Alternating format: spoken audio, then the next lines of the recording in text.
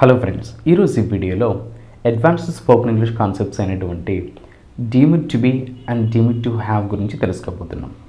Okay friends, ఇప్పుడు each కాన్సెప్ట్కి రిలేటెడ్గా ఒక ఫోర్ ఎగ్జాంపుల్స్ని అయితే నేను ప్రొవైడ్ చేయబోతున్నాను. So observe carefully. Number 1, deemed to be. దీన్ని మనం ఎలాంటి సిచ్యువేషన్లో ఇచ్చేస్తామంటే ఏదైనా ఒక విధంగా పరిగణించబడటం అని వచ్చే సందర్భంలో యూజ్ చేయాల్సి ఉంటుంది. ఎగ్జాంపుల్ నెంబర్ 1, ఒక వ్యక్తి 10 సంవత్సరాలు ఒకే దేశంలో నివసిస్తే అతను శాశ్వత నివాసిగా పరిగణించబడతాడు. సో ఫ్రెండ్స్, అబ్జర్వ్ చేయండి. ఒక వ్యక్తి 10 సంవత్సరాలు ఒకే దేశంలో నివసిస్తే అతను శాశ్వత నివాసిగా పరిగణించబడతాడు. సో ఇలా ఏదైనా ఒక విధంగా పరిగణించబడే సందర్భంలో ఈ డీమ్డ్ టు బీ అయితే యూజ్ చేయాల్సి ఉంటుంది. మరి దీన్ని ఇంగ్లీష్లో a person who has lived in a country for 10 years is deemed to be a permanent resident. అంటే ఒక వ్యక్తి 10 సంవత్సరాలు ఒకే దేశంలో నివసిస్తే అతను శాశ్వత నివాసిగా పరిగణించబడతాడు. సెకండ్ ఎగ్జాంపుల్, సంతకాలు లేకుండా ఉన్న ఒప్పందం చెల్లుబాటు కానిదిగా పరిగణించబడుతుంది.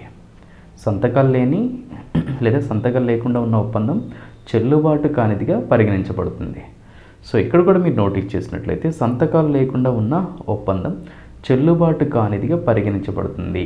ఇక్కడ ఏదైనా ఒక విధంగా పరిగణించబడటం చెల్లుబాటు కానిదిగా పరిగణించబడుతుంది.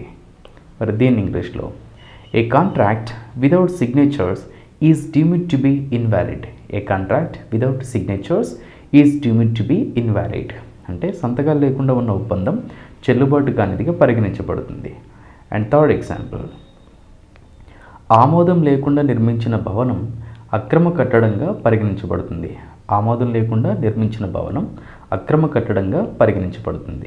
సో ఇక్కడ కూడా అక్రమ కట్టడంగా పరిగణించబడుతుంది. మరి దీన్ని ఇంగ్లీష్లో a building constructed without approval is deemed to be illegal construction.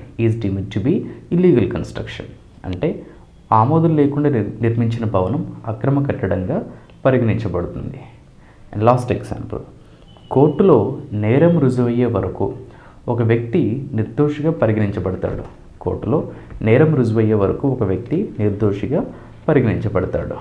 So ఇక్కడ కూడా నిర్దోషిగా పరిగణించబడతాడు.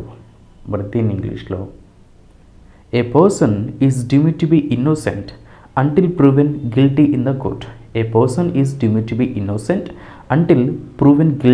In the court. అంటే కోర్టులో నేరం రుజువయ్యే వరకు ఒక వ్యక్తి నిర్దోషిగా పరిగణించబడతాడు. సో ఫ్రెండ్స్, ఇలా ఏదైనా ఒక విధంగా పరిగణించబడే సందర్భంలో ఈ డీమ్డ్ టు బీ అయితే యూజ్ చేయాల్సి ఉంటుంది. All right, now let us jump into another concept here, deemed to have. ఈ డీమ్డ్ టు హ్యావ్ని మనం ఎలాంటి సిచ్యువేషన్లో ఇచ్చేస్తామంటే ఏదైనా ఒక పని చేసినట్లుగా పరిగణించబడే సందర్భంలో ఈ డీమ్డ్ టు హ్యావ్ అయితే యూజ్ చేయాల్సి ఉంటుంది. ఎగ్జాంపుల్ నెంబర్ 1, ఒక వ్యక్తి ఒప్పందంపై సంతకం చేస్తే అతను అందులోని అన్ని నిబంధనలను అంగీకరించినట్లుగా భావించబడతాడు. సో ఫ్రెండ్స్, ఈ ఎగ్జాంపుల్ మీరు క్లియర్గా నోటీస్ చేయండి.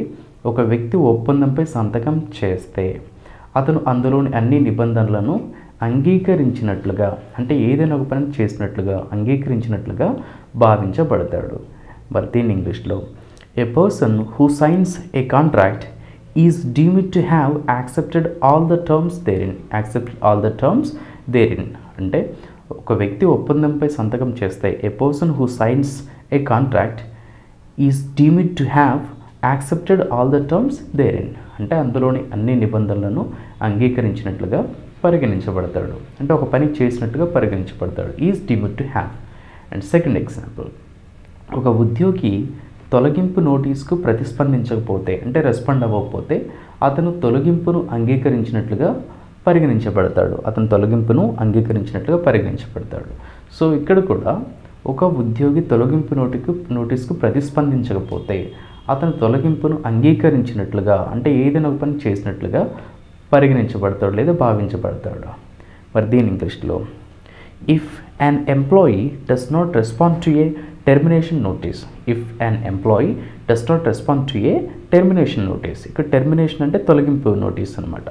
Is deemed to have accepted the dismissal. Is deemed to have accepted the dismissal అంటే ఒక ఉద్యోగి తొలగింపు నోటీస్కు ప్రతిస్పందించకపోతే, if an employee does not respond to a termination notice, అతను తొలగింపును అంగీకరించినట్లుగా పరిగణించబడతాడు. Is deemed to have accepted the dismissal. And third example, మీరు 30 రోజుల్లో ఆఫీస్కు హాజరు కాకపోతే మిమ్మల్ని రాజీనామా చేసినట్లుగా పరిగణిస్తారు. మిమ్మల్ని రాజీనామా చేసినట్టుగా పరిగణిస్తారు. సో ఇక్కడ రాజీనామా చేసినట్లుగా, ఒక పని చేసినట్లుగా పరిగణిస్తారు.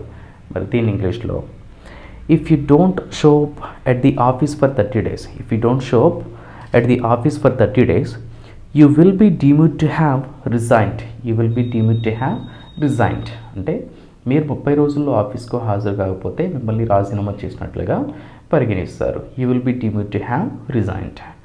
అండ్ లాస్ట్ ఎగ్జాంపుల్, అతను నిజం చెప్పకపోతే అతను ఆ కార్ గ్లాస్ని పలగొట్టినట్లుగా పరిగణించబడతాడు. అతను ఆ కార్ గ్లాస్ని పలగొట్టినట్టుగా పరిగణించబడతాడు.